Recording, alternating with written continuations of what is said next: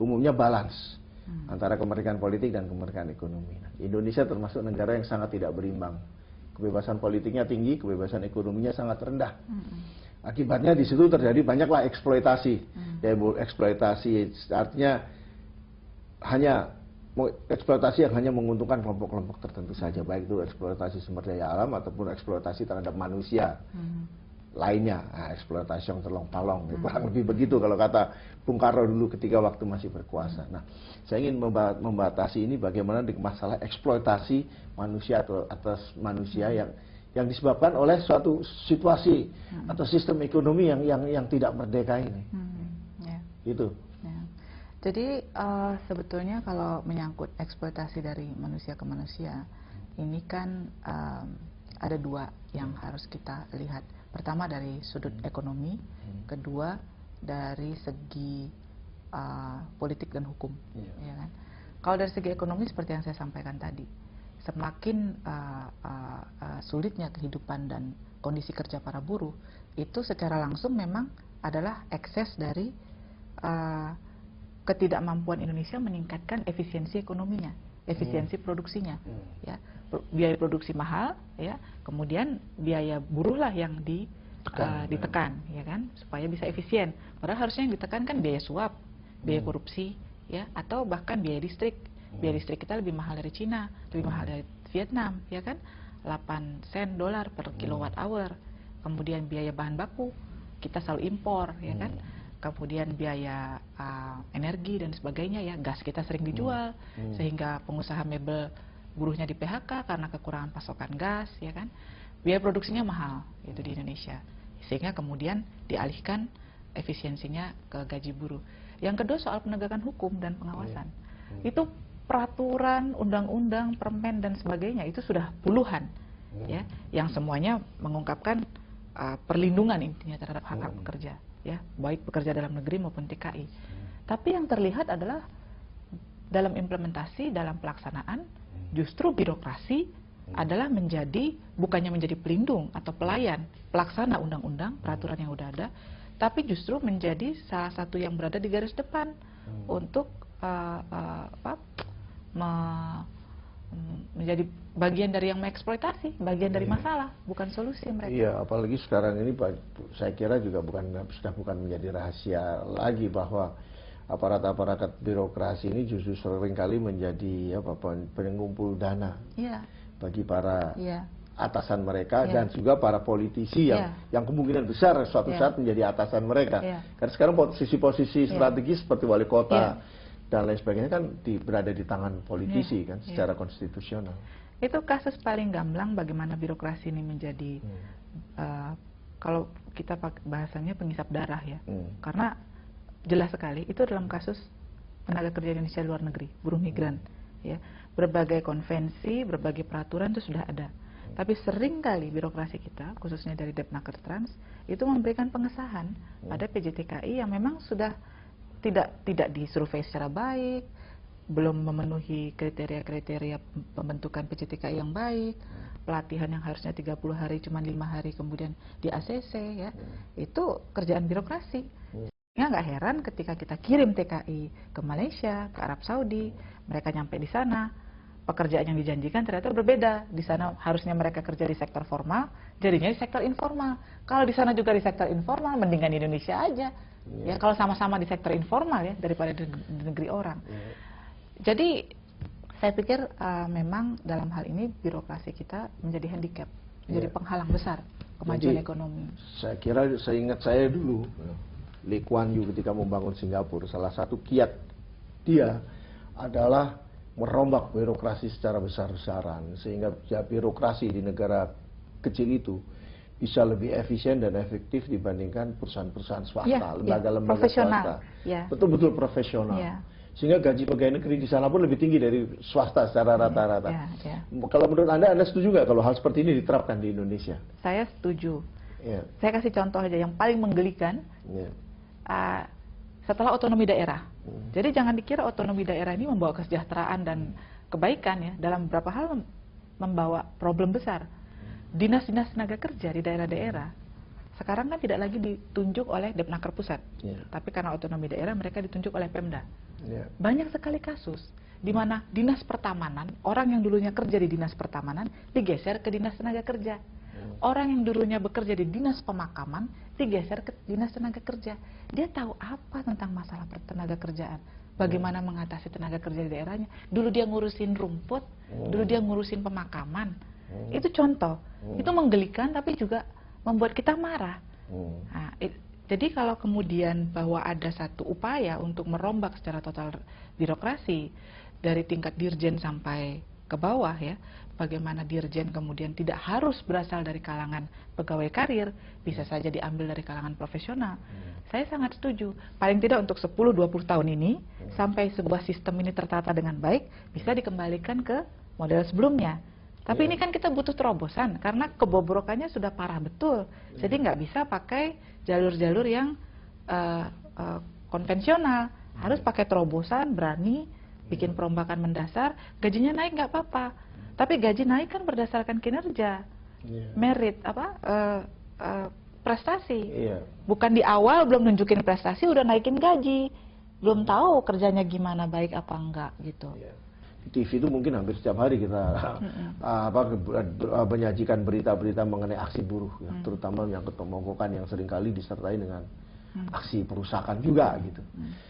Tapi sejauh ini banyak juga orang yang melihat bahwa aksi-aksi tersebut tidak efektif karena tidak hanya karena mereka melakukan perusakan yang membuat masyarakat enggan mendukung aksi-aksi mereka, tapi juga karena tidak terkoordinasi dengan baik, sehingga ada kesan bahwa gerakan-gerakan tersebut itu sifatnya hanya untuk kepentingannya sendiri aja, kelompok sendiri lah, entah kelompok buruh pabrik mana atau wilayah mana, itu aja gitu. Itu bagaimana?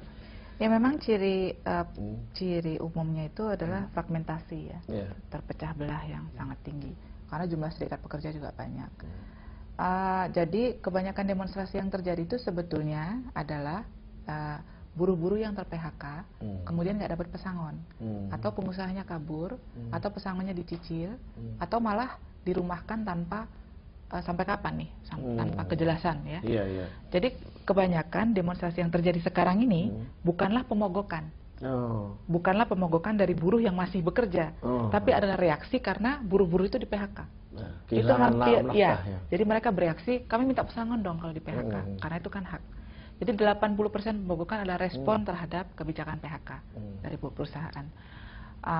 Jadi menurut saya memang sekarang ini yang paling penting bagi kita adalah meyakinkan para buruh dan juga para pengusaha sebetulnya adalah bahwa oke lah, di satu sisi memang kita punya beberapa konflik ya, hal-hal yang di antara kita juga masih belum sepakat, seperti soal pesangon, seperti soal upah.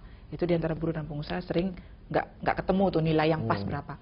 Tapi di satu sisi kita punya kepentingan yang sama. Kita harus mendesak pemerintah, dalam hal ini pemerintah SBY, untuk punya keberpihakan terhadap industri dalam negeri.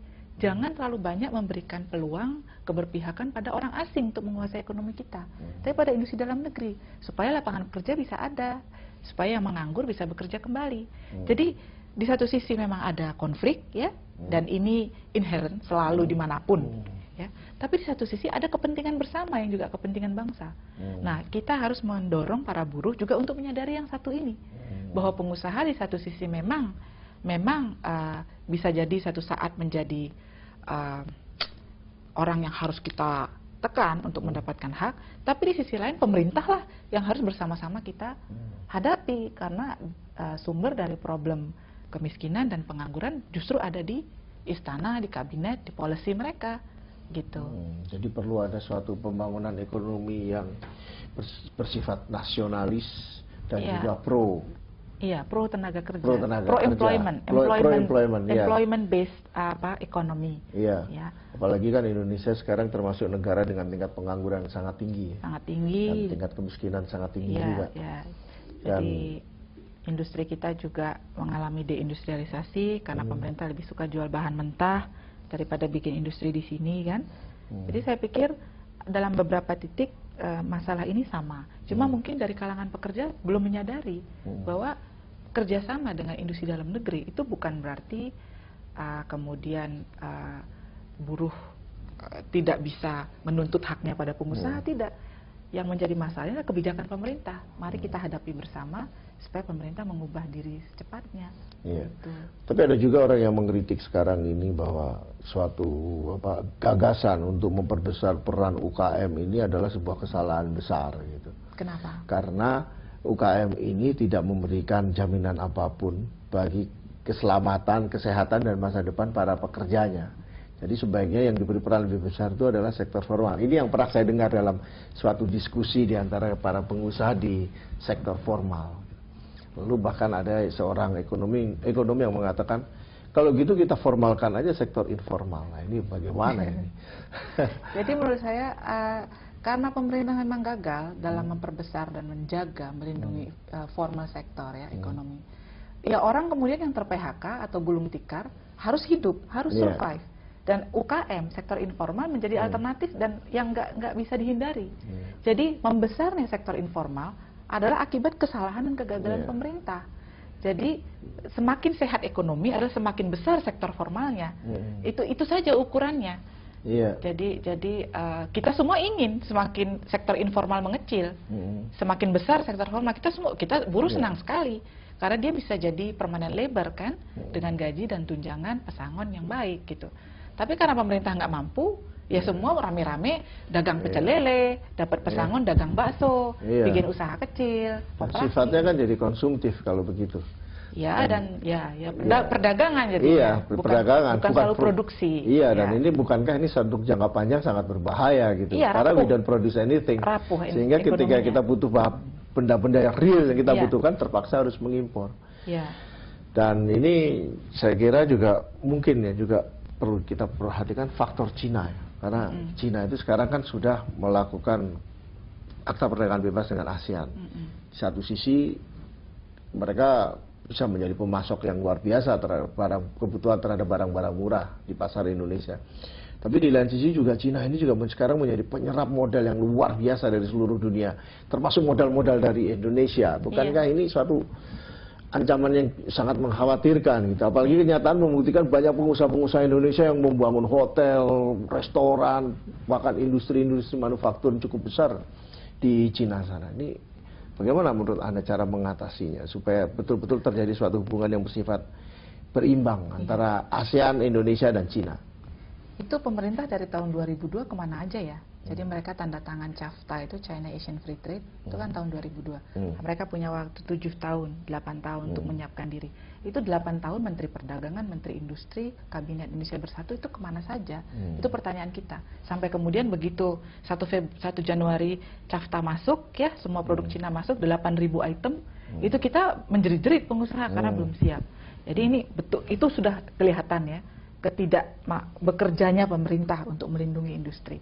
Yang kedua, sampai kita dari kalangan pekerja bilang begini, ya sudahlah, kalau pemerintah nggak mampu mendorong industri dalam negeri untuk membangun industrinya sendiri, pengusaha domestik, industri pengolahan nggak bisa dibangun, bahan baku diekspor terus, bahan mentah. Daripada kita buka pasar kita sama Cina secara liberal, luar biasa, ekstrim liberal begitu, lebih baik undang modal Cina masuk, tanam, invest di Indonesia. Kalau Indonesia dianggap sebuah pasar yang potensial 200 juta orang, pasti mereka mau dong masuk tanam modal di Indonesia, pemerintah kasih kemudahan, itu masih lebih baik karena menyerap lapangan kerja. Mereka kalau bikin pabrik kan menyerap lapangan kerja, kasih kemudahan, kasih fasilitas. Jadi kalau nggak mampu menciptakan industri sendiri, sampai kita bilang daripada orang nggak kerja, panggil industri Cina, invest di Indonesia, kasih kemudahan. Itu masih lebih baik daripada hanya sekedar ambil barangnya, jual di sini. Nggak ada nilai tambah, nggak ada orang kerja. Gitu. Sampai kita bilang begitu sama pemerintah. Oke Mbak Dita, menarik sekali apa yang baru Anda ungkapkan. Dan pemirsa dimanapun Anda berada, sekian dulu acara atau episode program Dialog Development saat ini.